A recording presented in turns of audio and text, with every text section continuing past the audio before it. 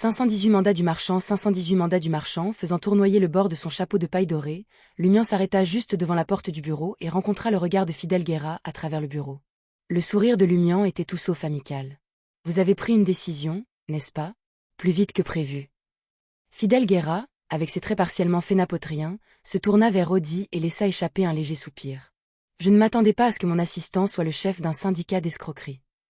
Peut-être que les chèques de paie qu'il reçoit de vous ne correspondent pas tout à fait au style de vie qu'il voit quotidiennement, répliquait habituellement Lumian. Fidèle a ignoré le vaccin. Il étudia Lumian, les yeux plissés. Alors ce numéro de bar n'était que pour le spectacle? Pour tromper des imbéciles comme lui? Disons que je suis reconnaissant pour leur don de 1000 verles d'or. On dirait que Port Farim a un brillant avenir pour les escrocs.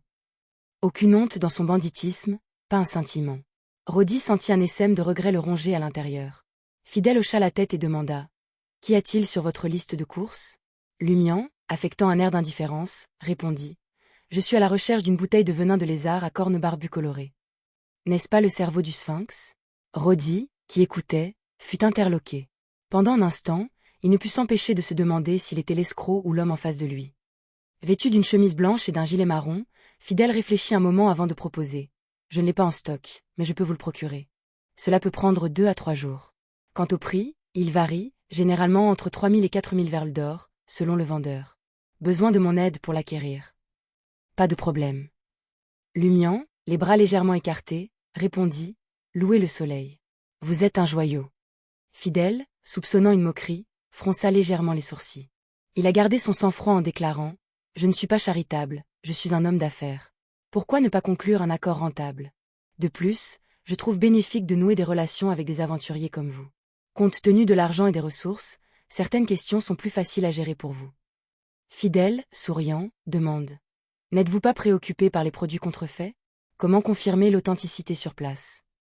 Lumian, avec un sourire approbateur, a plaisanté. Je sais que vous vivez ici. C'est une assurance suffisante. Le célèbre marchand Fidèle, abattu 6 fois de suite pour avoir conclu une affaire rapide dans le cadre d'une affaire valant quelques milliers de verles d'or. Ce n'est pas le genre de représentant que vous qualifieriez de respectable. Fidèle maintint son regard impassible sur Lumian avant qu'un sourire narquois ne traverse son visage. Intéressé de savoir quel sort est arrivé à ceux qui l'ont fait. Curieuse de savoir si j'ai le courage de faire un geste maintenant. Le regard de Lumian se plissa légèrement. Son sourire resta, mais il glaça la pièce en un instant. Il croisa le regard de Fidèle sans hésitation. Au bout d'un moment, Fidèle soupira sans colère et remarqua. Votre approche me rappelle quelqu'un, l'aventurier légendaire Germain Sparrow. Oui, je l'imite, admit franchement Lumian. Fidèle rit. Imitez sa folie. Alors, sous l'acte, vous êtes un individu calme, rationnel et rusé. Lumian secoua la tête en souriant et répondit. Non. Si je ne l'imite pas, je serai encore plus fou. L'atmosphère dans le bureau est redevenue tendue.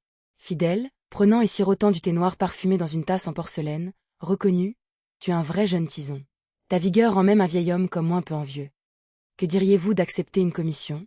Cela peut vous rapporter une grosse somme et vous faire gagner une renommée en mer, semblable à Germain Sparrow.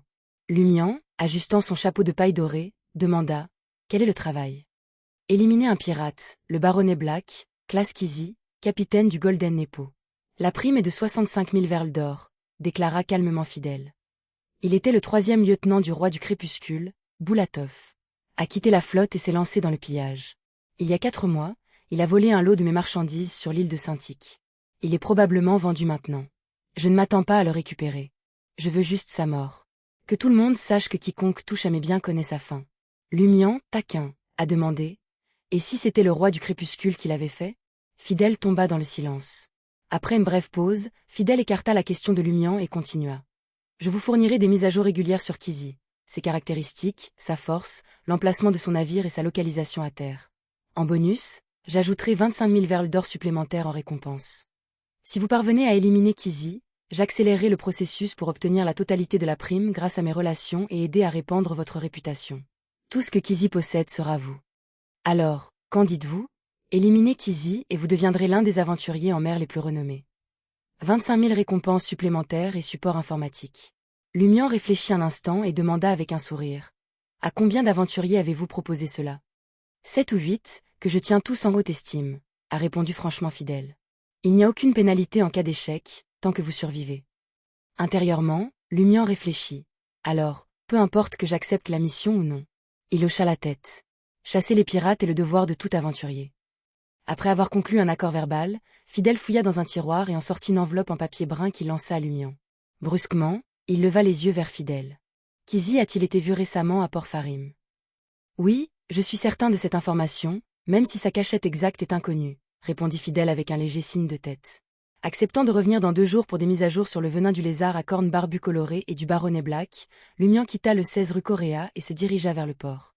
Roddy, craignant une punition sévère, a été surpris lorsque Fidèle lui a simplement fait signe de partir, lui disant « Retourne dans ta chambre et réfléchis ». « Oui, monsieur Guerra. » Roddy, soulagé, quitta le bureau et monta les escaliers faiblement éclairés jusqu'au 2e étage.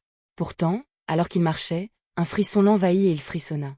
L'obscurité autour de lui s'est approfondie, et dans la faible lumière, quelque chose a émergé de derrière son ombre. Tentant d'appeler à l'aide, Roddy, saisi par la terreur, s'est retrouvé à jamais sans voix. Pendant ce temps, Lumian n'est pas retourné directement au Flying Bird.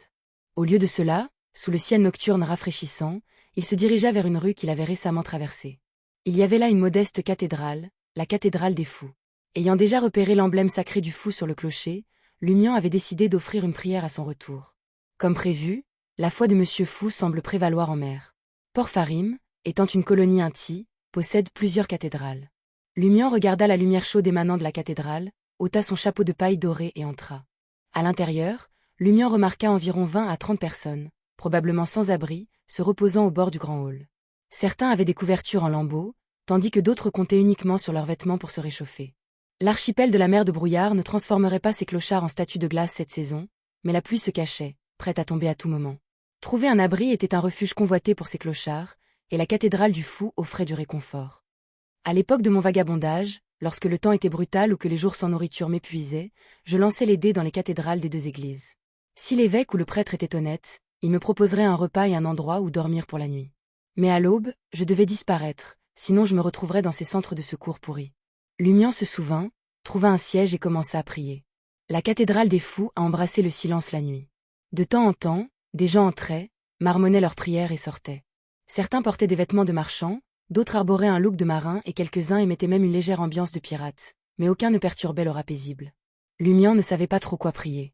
À l'époque où il se rendait occasionnellement à la cathédrale du soleil flamboyant éternel, il se contentait de faire écho à des fragments d'écriture dans son esprit, lançant des vœux comme des pièces de monnaie et espérant les bénédictions correspondantes. Et s'ils se réalisaient réellement? Maintenant, il savait que de tels rituels étaient futiles et il avait peu de désir. Plus important encore, Lumian avait entendu des enseignements religieux sur le Fouca quelques reprises. Il ne se souvenait pas de grand-chose de la Bible, à l'exception des 8 anges et de l'autorité de Monsieur Fou. Mais est-ce que cela importait maintenant? En racontant son voyage depuis son départ de Trèves jusqu'à son arrivée à Port-Farim, les émotions de Lumian se sont progressivement transformées en un sentiment de tranquillité. Que Monsieur le Fou me bénisse. Que toutes les catastrophes soient résolues. Qu'Aurore ressuscite. Après une quinzaine de minutes, Lumian conclut sa prière par un simple souhait. Alors qu'il se levait, un grondement lointain résonna. Les fenêtres de la cathédrale claquèrent et le bâtiment craqua et vacilla. Lumian haussa les sourcils.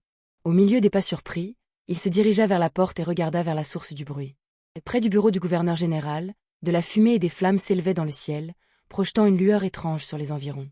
Lumian ne put s'empêcher de lever la main droite et de lui caresser le menton. Il marmonna pour lui-même. Cela ne devrait rien avoir à voir avec mon arrivée, n'est-ce pas? Il semblait que quelque chose d'important s'était produit à Port-Farim.